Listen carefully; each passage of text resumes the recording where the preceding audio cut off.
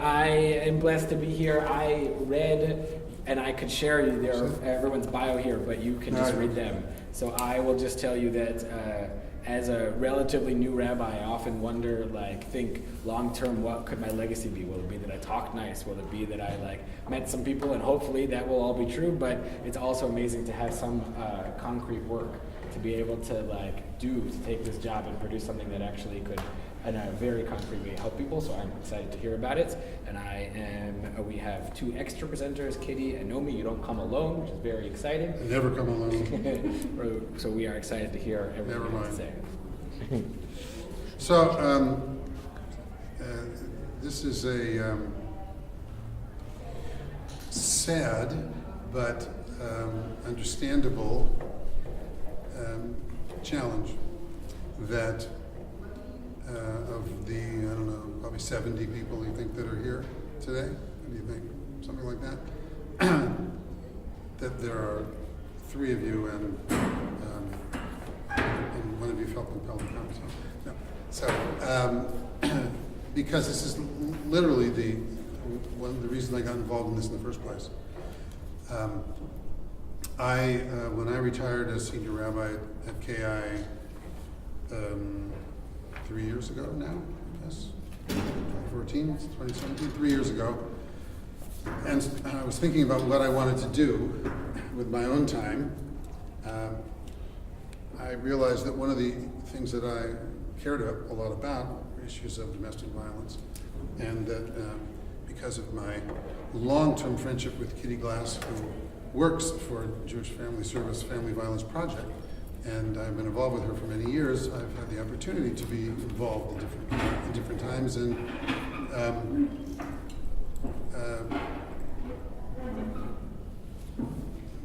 24 years ago, 1993, I think, Kol Nidre gave the first sermon I ever gave on domestic violence.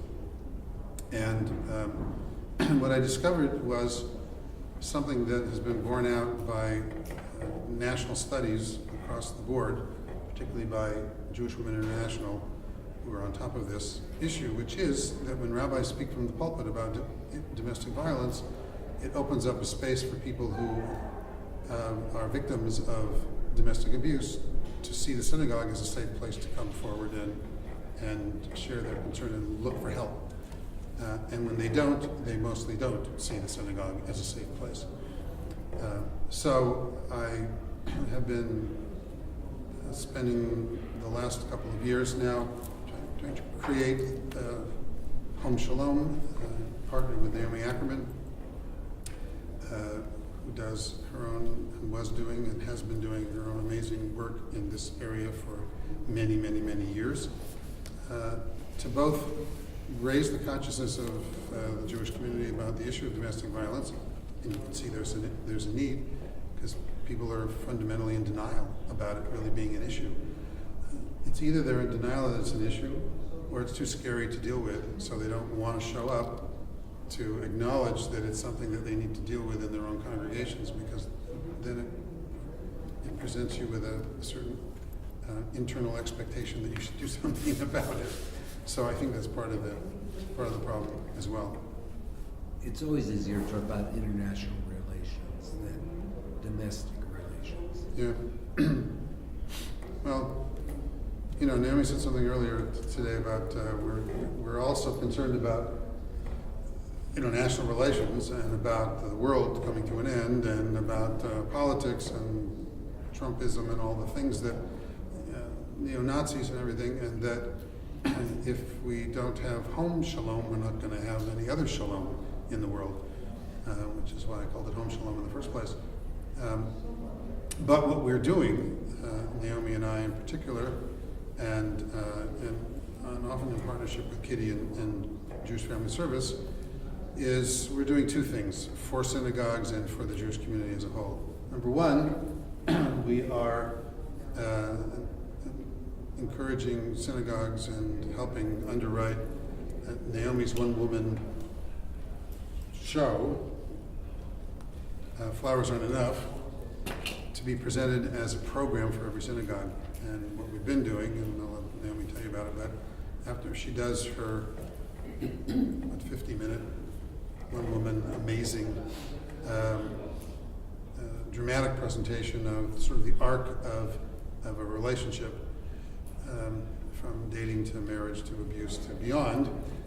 We then have talk-back conversation afterwards with the people who were there. We encourage adults to come and bring their teenagers, and we've had some really powerful and remarkable sort of conversations and insights as a result of what her presentation, what her show demonstrates to people. And the second thing that we're doing is we're presenting healthy relationship workshops for teens as a sort of domestic abuse and violence prevention program, so that recognizing that we want our synagogues to be a safe sanctuary from domestic violence. We want them to be a place where kids feel safe to explore these kinds of issues, and where they in fact have the opportunity to learn about relationships and boundaries and consent. And my 19-year-old niece is with me today and yesterday, and my conversation with her yesterday was about why she dumped her boyfriend. And the reason she dumped her boyfriend was because she realized what a jerk he was, she said, because when she was going through a difficult time, and his comment was, "I have needs." And when he would say to her, "My parents are gone, will you come over and basically make a booty call on her?" And she said, "Well, no, I don't really want to do that, but why don't we go out and whatever?" His comment would be, "But I have needs." And she realized that she didn't really feel respected, and that she had any boundaries that he cared about at all. So she dumped him. And I was proud of the fact that she did that. But she said, "This is all of my girlfriends have these issues. This is like just what is going on." She just graduated high school. It was her senior in high school year was about. And this is why we're doing what we're doing, to help young girls in particular, but boys to learn about what it means to have a relationship, what's appropriate and what's not. Girls to be able to understand issues of consent, and that yes doesn't mean I just gave permission for the rest of my life for you to do whatever you want with my body, but I can be yes now and no 3 minutes from now I changed my mind. And I think it's something that rabbis ought to talk about on high holidays. They should talk about it from the pulpit. Many people have sort of Yom Kippur afternoon conversations. It's something worth having conversations. We put together a bunch of Jewish texts and materials that people could use that's in those booklets. Maybe we can just kind of open this and tell you Yeah. what's in here. Yeah. Because there's a lot of paperwork in. Can I just You jump right in. can I jump in for a second? Yeah. I'm Nomi. Hi. And I have the great privilege of working with Rabbi Reuben. And I've also had the great privilege to be going to different synagogues and kind of tackling this not talked about topic, and seeing how much it is needed, both by, I work a lot with the teens, but still today in this age, we had a presentation at a very known synagogue in LA where someone came up to me, "That's so nice that you're doing this, but this does not happen in the Jewish community." And this is in 2017, people are still saying that. And really, I feel, and I've been doing this work, Kitty Glass from JFS has been doing it for much longer than me, but for the last 20 years, I know that you need a lot of faith to get out of an abusive relationship. And if the houses of worship that we have faith in are not talking about this, have stickers in the bathrooms, have flyers out, have where to get help. I mean, even the stickers in the bathrooms, which we've been, you'll see you have in here, and we're gonna look at it in a minute. I mean, even that there's been some resistance. That the synagogues don't want it in the stalls. Like, why would you not want a sticker that has phone numbers in the stall? So I don't know, maybe I don't understand the politics of synagogues, but I truly believe that every synagogue should be a safe sanctuary, but what does that mean? So it means that rabbis are giving sermons. It means that there's stickers in the bathrooms. It means that this is not a dirty word, because just by the way, I can say, because I am meeting with your teens, because I'm working with the teens, they want to talk about this. This is all they want to talk about. This is what is on their mind, on their phones, on their smartphones, day, night, and evening. And I want to reflect on the word dumped. The language that we're using in relationships are really scary. And even the word, I dumped him, that's like, what does that mean, I dumped him, you know? I broke up with him, or I left him. And I hang out a lot with teens, and I'm listening to the language that they're using, which doesn't even exist because half of it is abbreviations that they're doing on their phones and on their devices, and the thought that they can post pictures and no one's going to see them. So this is an urgent topic to be talking about. And the attendance here is just a mirror of, I mean, we are funded now by the Federation, and I'm still the email that the rabbis don't answer. Like, I'm not even asking for money. Once upon a time, I thought nobody wanted my services because I was kind of that peddler, I'm a freelancer, I have a program, and I just figured they don't have money. But now, you'll see on our, there's 1 million logos on the bottom of all the materials, that's all the people that are funding us, and yet they're still not answering my emails, which I just find fascinating. So, if you open this up, it's just a little flyer about what home is, actually a little house of Home Shalom. We put in each packet, there's 14 stickers, because I figured that would be okay. It's a lot of stickers, but I envision them in every bathroom. I'm hoping they're not going to end up on the floor. Then just because my organization is called the Ed Vote Project, and I wanted you guys to have some information about it, is here. But I think what's really important are these handouts that are here on the other side, which Rabbi Reuben put together, because I really, really believe that, especially in the high holidays when you have so much traffic coming into the synagogue, that not to say something about this, not to mention it, or not to have materials, if you don't want to give up one of the big sermons. I know my rabbis, every opportunity they have, before something and after something, they're saying something, say something. Somewhere, put it in, When you're doing Sukkot Shlomecha, when you're doing it, find a prayer that this can be brought in and that it's spoken of, because, there's a part in my play that I say that what you don't talk about doesn't happen. The character says that if she just doesn't talk about it, then it doesn't really happen. And the truth is that it does happen. And it will only stop happening when we do talk about it. And again, the high holidays is such a high traffic time in the synagogues that it's not that just materials, quotes, if there's something you're handing out. And I would dare even say, and I don't know if you have pulpits, is also, I think a rabbi has to say that I'm a place to come get help. And I'm a place that you can come talk to. And I know, and I'm not a rabbi, but I know from rabbi friends of mine, that a lot of times that causes a major conflict for a rabbi.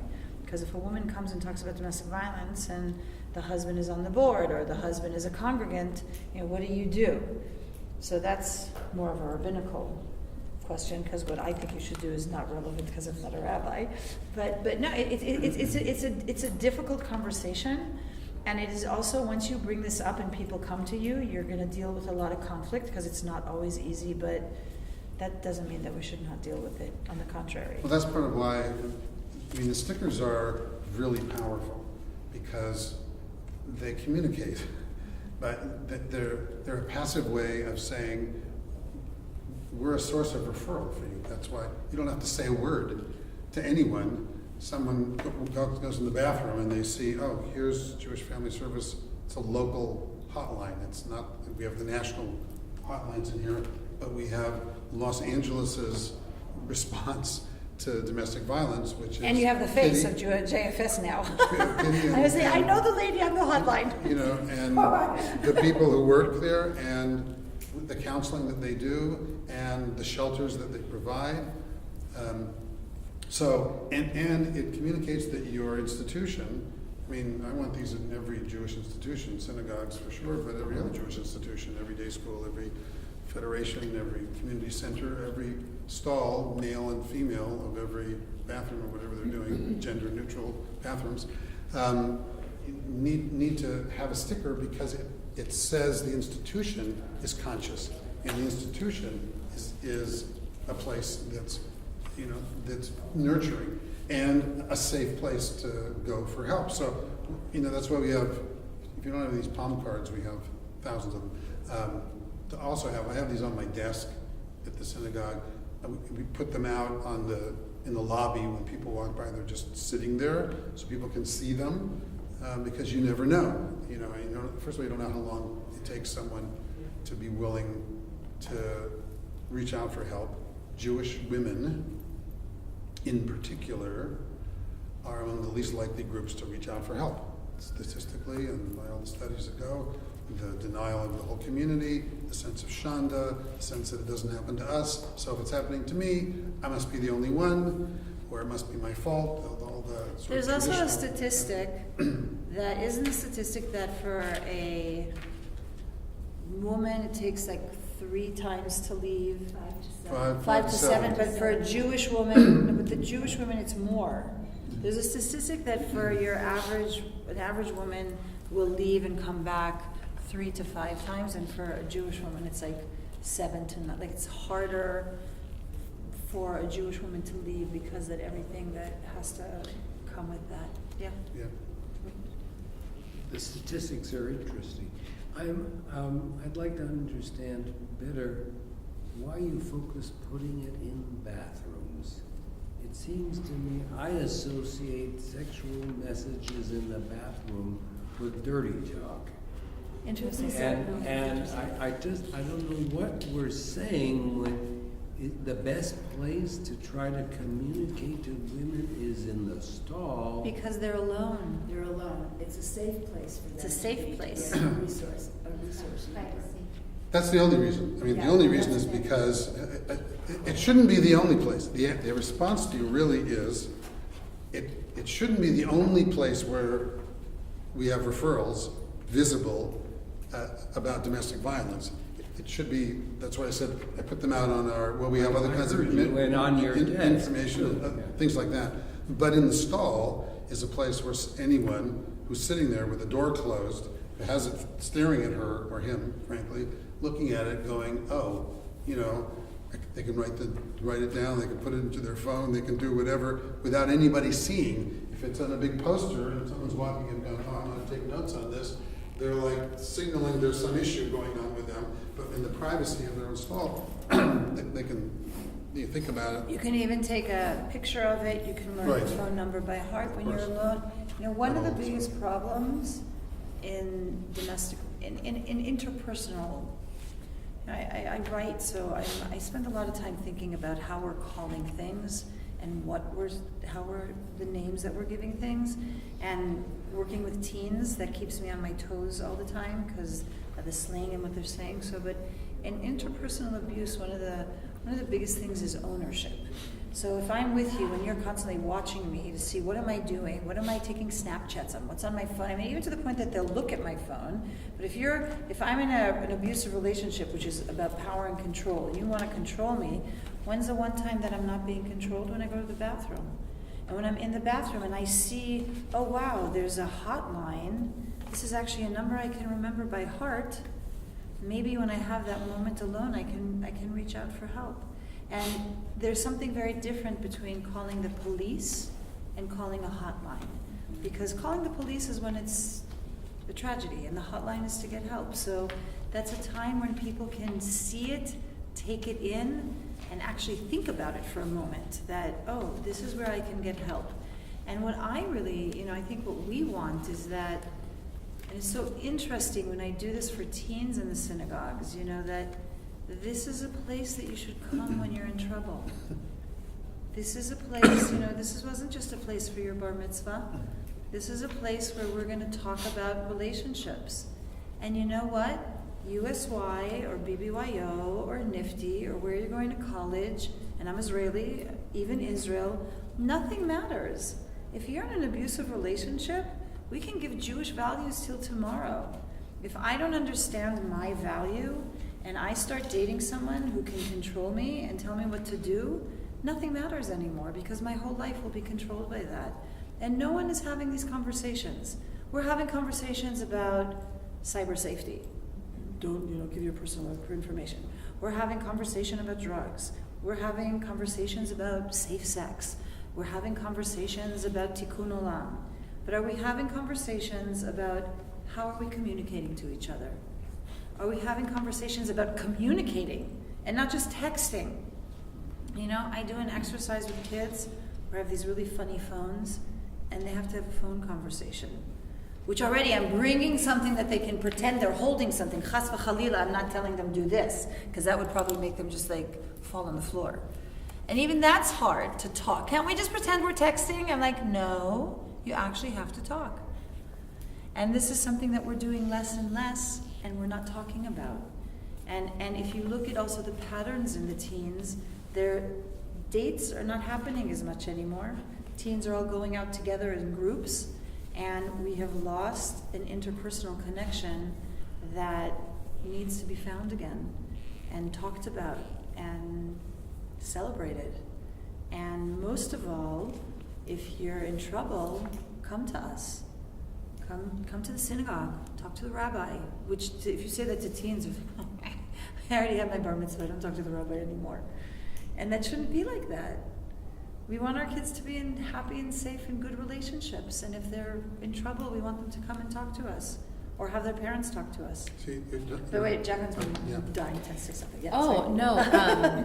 I wanted to go back to when you mentioned how somebody came up to you and said, oh, this doesn't happen in the Jewish community, which I have experienced, myself with just sort of, taboo topics when you bring them up and people say, oh, no, almost just, let's just sweep this under the rug. And internally you're probably thinking, or at least I would think are you okay? Because if you're telling me that this isn't happening, then I might wonder that, what's going on with you in denial, right? So anyway, that's me going off on my tangent. But to get back to that question, how did you respond to that woman? How do you respond sort of, I want to say holistically in your approach of breaking down the barriers of stigma and shame, breaking down the barriers of denial, how do you both do it in a one-on-one interaction, and also how do you do it as an organization, piercing that veil again and again and again? Well, at least as a rabbi, I have the ability to say, in fact, as a rabbi, women in my congregation have come to me with domestic abuse issues. So I know that it exists in our community.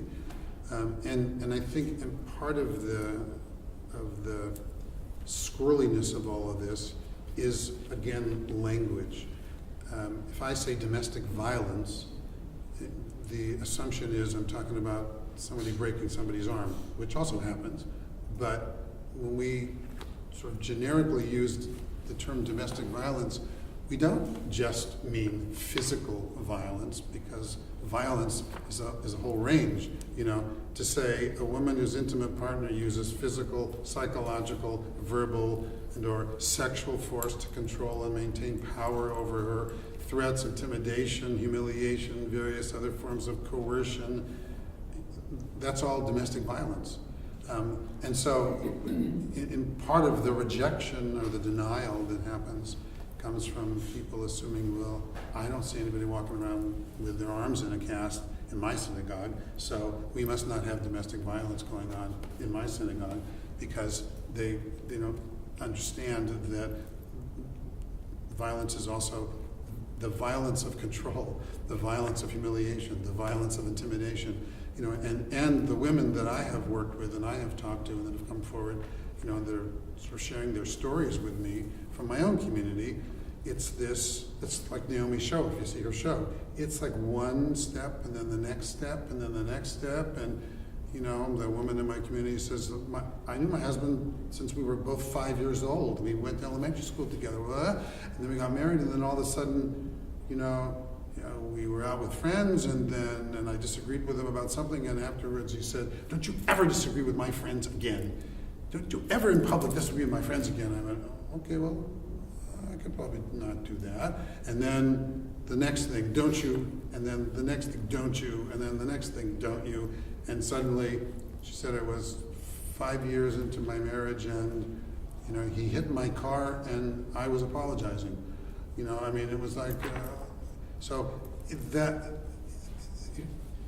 the challenge is people being willing to share their stories. I'm going to talk about this on Erev Rosh Hashanah, in my holidays, and share a couple of these women's stories from their own community. I want to go I'm back not to. going to talk to you if you're going to share my story with the whole country. Well, I wouldn't do it unless I asked your permission. I wouldn't but do it it's without your permission. I think the issue is when people say this does not happen in the Jewish community, you say actually it does, and it happens a lot. And I live in these two worlds. Well, so you got the statistics wrong, not here in Pacific Palace.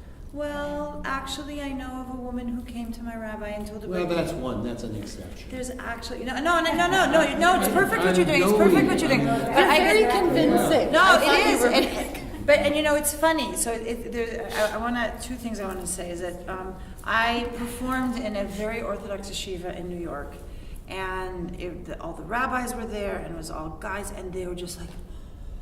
No one had ever talked about this before, ever. And it was really through a cousin who's a cousin, like the rabbi knew me personally, so he because of him. And this is really, they asked me I wear a wig during the show. They're like, don't take off the sheitel. I'm like, it's not a sheitel, but okay, if you want me, they knew it, but it's important to go into those places. And one of the boys said, I'm watching this and I'm looking around the room. I cannot imagine anybody in this room ever talking to their wife like that, ever. I mean, these are like yeshiva bachers, and he was dying, and they were crying, and they were so upset. And I stood for a moment because so what am I supposed to say to these kids who've never heard about anything like this? And what was great is that I was just thinking for a second what I want to respond, and another kid got up and he said, "What are you talking about? Think about how we talk to each other when we play basketball." I've heard a lot of kids in here use really derogatory names to the guys here. How quickly do you think we could turn around and say that to one of our wives without even thinking? And then when we say it once, then maybe we say it again. And maybe when she annoys us, we push her. And I was like, such a good answer. That was so much better than me. Thank God you got up and spoke. But it's what you need to do, and I didn't do it when you said it to me, I was thinking about it, is connect it to the world of the person who's denying it. I say that all the time. How many times has someone ever hurt you and you didn't turn around and immediately say, or they'll say, "Are you okay?" And you say, "Yeah, sure." And inside you're like, "Ah," right? That happens all the time. Mm-hmm. And what I try to do when That's being a lady. Not anymore. Not anymore. No, we could do this and I do it. I do it a lot. I think the role plays are probably useful. They're very important. Otherwise, you're scolding. Yeah. The role playing is important. And I also ask, why do you think it doesn't happen in the Jewish community? Because Jewish boys won't do this. I performed for a hospital in Boston. It was all Irish Catholic hospital, and the nurses were very upset. We all want to marry a Jewish doctor. You just ruined our dream by saying that this could be a Jewish guy. A Jewish doctor would never behave like that. But what happens is that the Reform Jews will say, well, of course that happens in the Orthodox community. And the Orthodox will say, of course that happens in the Reform community.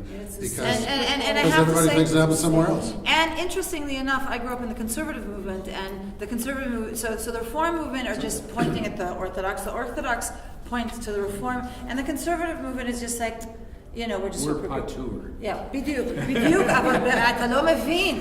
It's לא אצלנו. Not necessary at all. Here's the thing. The Jewish Women International did a national study of Jewish communities. And they ended up with sort of 4 overarching results of their study. And they're the obvious things, key findings. Number 1, domestic abuse in the Jewish community has no boundaries. It affects all types of relationships, all socioeconomic classes, all ages, all spectrums of religious and cultural life, and it's the whole range of behavior, sexual, verbal, psychological, physical, and financial abuse. And there may be more of the sexual, verbal, emotional and financial abuse, maybe than there is physical abuse. But look, across the country, domestic violence is the #1 cause of injury for women in America, still to this day. And their key finding #2 is that the myth, that is this myth, that Jewish families are immune, makes not only Jewish and secular professionals, but police and mental health professionals and medical personnel all miss the cues of abuse because they assume it's not that. Because it doesn't happen in middle-class Jewish families, upper middle-class Jewish families. And key finding #3 was that Jewish women, as we said before, either delay seeking help or don't seek help at all. Because of the shame associated with it, and because the lack of access to financial resources that you would think they would have, more than often they do not have. Because the whole issue of abuse is control. So one of the primary ways that abuse gets control is controlling of finances. And so very, very, very, very often, women are afraid, even if once they realize they're in an abusive relationship, the thought of leaving, both because of, if they have kids, the fear of losing their kids, because that's one of the threats that's constantly being given to them. B, not having the financial resources to take care of themselves, or take care of themselves and their kids. So they end up staying because there's nowhere to go, as if there's nowhere to go. I want to also go back though to what Jacqueline said. I have to say that this is exactly why we're doing this now, is that people don't think it happens because nobody talks about it. So I can, and it's kind of like, I'm Israeli. So when I moved here, my kids had lice. She talks about anything. No, my kids, no. But I remember we were at the JCC early childhood thing, and my kids had lice. Like in Israel, everybody has lice. No, it's not a big deal. You have lice, you go, you wash the hair, you come home. It's not like such a shanda like it is in America. They made such a big deal out of it, and and of course we were the Israelis, so we brought the lice, which I'm not so sure it happened. I actually think they got it there, but I, and everybody made fun of me afterwards that I embarrassed my kids, and we need to talk about things. And this is why on high holidays we need to talk about it. And when I come in and we have to have the flyers out, and I feel that domestic violence is a word that needs to be changed, but relationship violence, and it starts with communication. And how are we, and it's not that we have to have a sermon about domestic violence. We have to have a sermon about communication. We have to have a sermon, I'm not a rabbi, so I don't have to have a sermon, but you need to have sermons about how we are treating each other. What's happening on dates today? And how are we choosing our life partner? Because the truth is, who you choose to be your life partner is the one most important choice that you make in your life. Not where you go to school, not what job you have.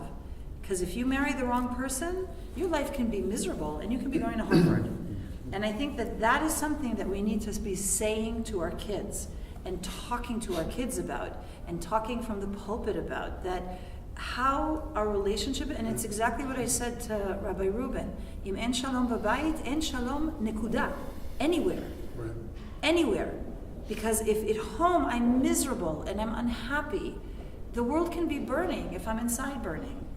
And I think that's such a powerful thing to remember. So, Yeah. Yeah. Yes. Sorry. Yeah.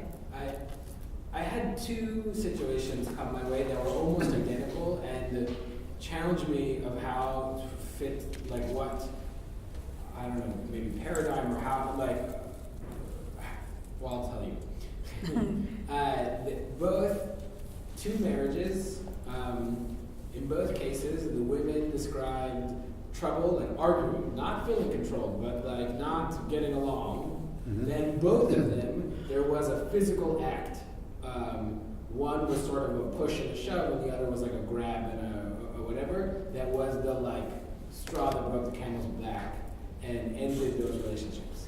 And I've got two problems. One, do I call that domestic abuse? If it neither woman uses any sort of language that makes me think they felt like they were being controlled. They were like, "This is the last straw. Clearly, we can't be together." Is the language they used. In 1.5 of the cases, both of the now divorced husbands are trying to date in the community. Yeah. Yeah, it's a challenge. You know, what do you? I had a similar issue with one of the women who definitely identified her now ex-husband as an abusive husband. And wasn't physically abusive, was every other kind of abusive and controlling, who she finally got the courage to do something about, actually called Sojourn hotline, where she now volunteers, in fact. That was tremendously helpful to her. And then started reading everything there is out there about verbal abuse and just kept going, oh, gee, that's me, which was also very helpful to share resources that then helped her to identify, oh, I'm actually this is what an abusive relationship means. So she got out of it. In the meantime, the guy's still there, and do I have a responsibility to be calling every girl that he's a woman that he's going out with and going, Warning her? I don't have a magic answer, to that, other than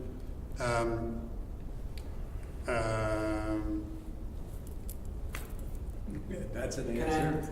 I push you then? Yeah. So obviously, I'm not going to You know- hang up a sign around him that says, I abused my ex-wife. Right. But in both cases, in one case, I had a girl come to me and said, "What do you think of this guy? Should I date him?" And in another case, I had another guy sent to me and says, "Oh, I like this girl. Do you think I should date one of the guys?" Said, "What do you think? I like her." Did he know that you'd spoken to his ex-wife? It never was explicit between us, but he's not that stupid. So I would suspect he. Now, But don't you think in that the the- girl issue, in the issue of a woman coming and going, Yeah. what do you think of this guy, which is probably more likely in your community than in mine, just because of the nature of the community, then I think you do have an obligation.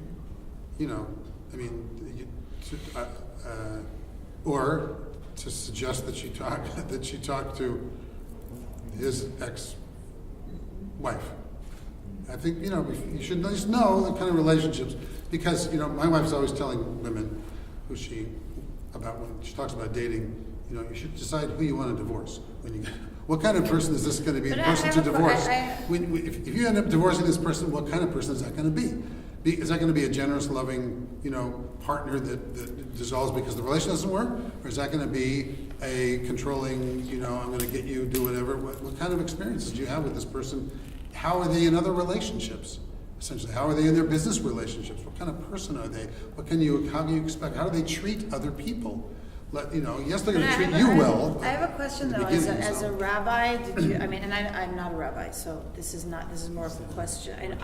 Because I'm like in the board of rabbis, I'm surrounded by rabbis, I'm gonna say it 20 more times.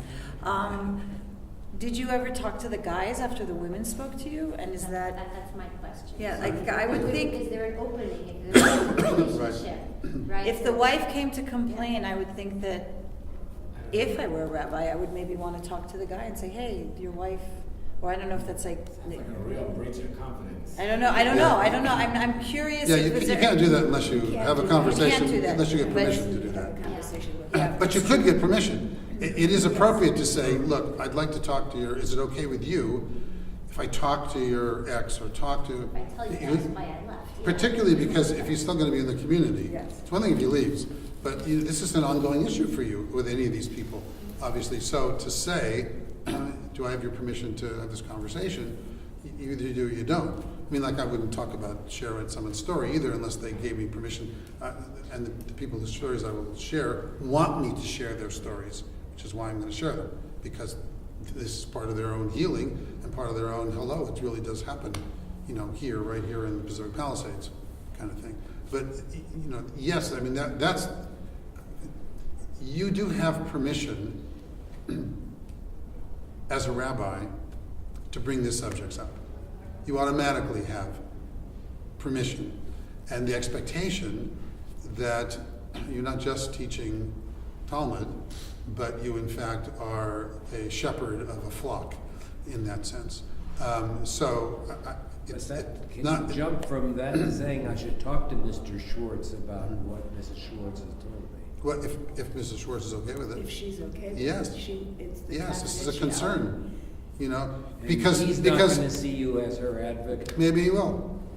Maybe, but you know what? Or He lose him needs from the help. Congregation. If someone ends up losing it and their own, and starts acting out physically, this is something they need to deal with. This is not a healthy relationship, no matter how many relationships they have, you know. And do they do that with their kids?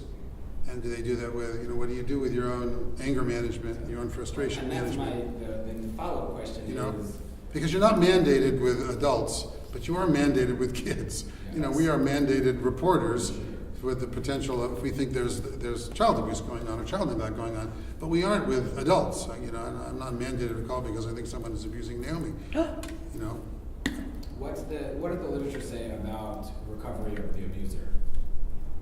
I mean, whether it happens. Kitty? The recidivism rate is tremendous unless there's some intervention. Like, I mean, that they're gonna get some help and, you know, attend anger management, get some real serious. and there's a good, There can be a good outcome. It's not, and we work with somebody who specializes in anger management, and she, you know, she said, yes, when we really work one-on-one, there can be some good outcomes. When somebody's ordered to go to 52 weeks of anger management because he was arrested, forget it. If you're dealing with somebody who wants to maintain power and control, Right. and then somebody is coming in and saying, you must go every week, you know, the likelihood is slim to none that there's going to be much change. Just an FYI, JFS works, we only work with victims. We do not work with perpetrators. So we will make referrals, you know. But I want, it's sad. but I also want to bring optimism to that, because I can tell you that my other hat and what the Ed Vote Project does besides Home Shalom is that we work with formerly incarcerated youth and women and men, and I work at Homeboys, and I actually teach an anger management class there for many perpetrators, and people change their ways if they want to, Right. and if they get help. If they want to, see, and that's the That's trick. that's the That's the big whole That's the thing. dilemma. but I can It's- tell it's you always the issue. that at Homeboys, and is everybody familiar with Homeboys industry? They don't come more bad than that. Like, that's the whole, it's the beating the wife, it's the gang, it's the drugs, it's this, and they sit there, and these guys, because they want to, and they are working so hard, and they're changed people. I'm changed because I listen to them. And you know, we do drama exercises and role playing, and a lot of the exercises that we do in the healthy relationships and communication, and so absolutely, You know, people can this change. is But about- they're going to take responsibility Yes, for their of course, This is and about what that's your why my assumptions are, too. naivete of saying, like, have you talked to him about what he did? And of course, there's so many layers. That's why I said 1,000 times I'm not a rabbi, because I'm that Middle Eastern, like, yalla, wunderbar al ze. So of course you can't do that. But what I'm saying is that change is absolutely possible, but you have to be willing to say that there's a problem. And in so many communities, it's not a problem. Look, when I lived in New York a billion years ago, We have like 2 minutes. I'm when just I lived in telling New you. York, I volunteered at a hospital working with abusive mothers 1 year, mothers who were abusing their kids, and discovered that they were young mothers who didn't know any better. As much as anything else, they didn't know what they were supposed to do. They didn't know how to be a young mother. They were. This is what they grew up with. This is what you do with kids. You do whatever. I mean, so it was that kind of. And walking in, when I walked in with the assumption that change is possible, and that they don't know what boundaries are about. They don't know what relationship. They don't know what's appropriate. They picked it up from this is what they think they're supposed to be doing. This is how they think they're supposed to act in a relationship. It gave me the space to work with people in a way that they went, oh, there's another way of being in a relationship and getting my point across when I'm frustrated, when I'm angry, other than grabbing somebody and going, there are other, I mean, to give them basic life skills that we don't learn just in the course of our normal lives. We grow up learning with our parents or our role models, and kids that grow up with abusive parents are twice as likely to be abusive themselves when they grow up, at least, and because that's a role model. So, to me, it's bringing an attitude of Tselem Elohim essentially to everybody and saying, I know it's there and in you, and there are some who are incorrigible because they're much more committed to power, and there are others who simply don't know that there's a viable alternative to acting this way in a relationship that will work better in a relationship. So, anyway, I thank you Thank you for very much. coming. Thank you.